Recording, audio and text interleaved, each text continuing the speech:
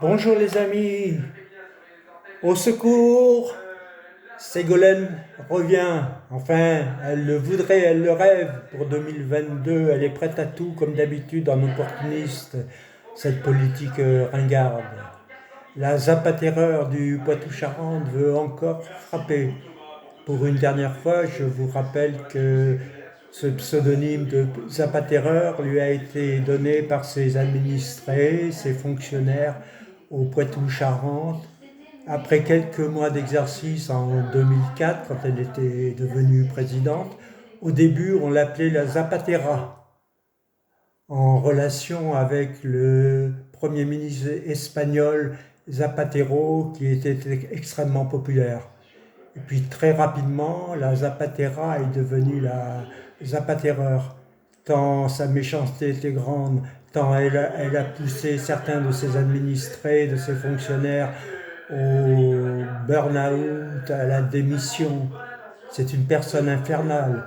On lui connaît d'autres surnoms. Cruella, la mère Fouettard, qu'elle partage avec Martine Aubry, la maire de Lille, et bien d'autres encore.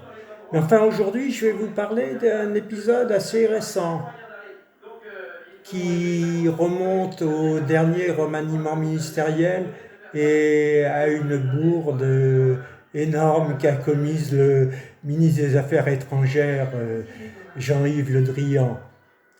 Ce dernier avait été mandaté par le gouvernement, par les proches de Macron, pour sonder quelques personnalités de gauche capables de rentrer dans le nouveau gouvernement.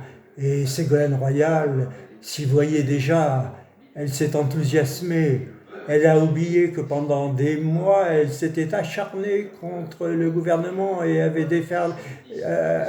déferlé des méchancetés insensées contre Macron. Mais cette politique opportuniste était prête à tout effacer pour rentrer en numéro 2, parce qu'elle ne pouvait être que numéro 2 du gouvernement, et bien sûr à l'écologie, où elle s'estime indispensable alors que son bilan est extrêmement médiocre. Donc il y a eu un échange entre Jean-Yves Le Drian et les proches de Macron, après ce contact avec Ségolène Royal, et puis finalement c'est Barbara Pompili qui a été choisie.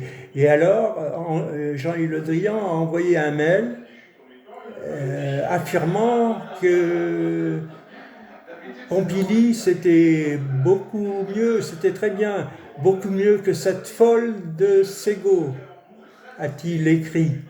Seulement par erreur de manipulation, il a envoyé ce mail à Ségolène Royal.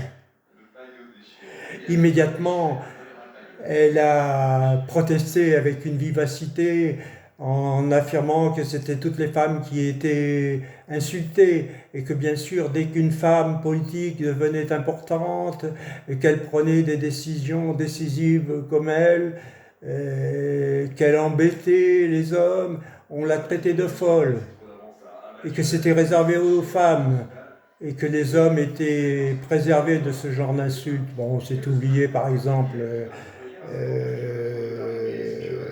c'est oublié Michel Debré, qui était traité de fou par le Canard enchaîné et que l'on représentait avec un entonnoir sur la tête.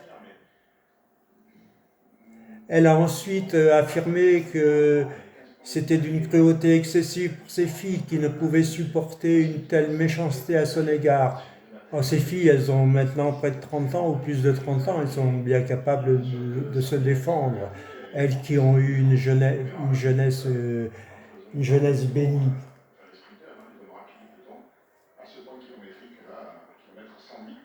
Voilà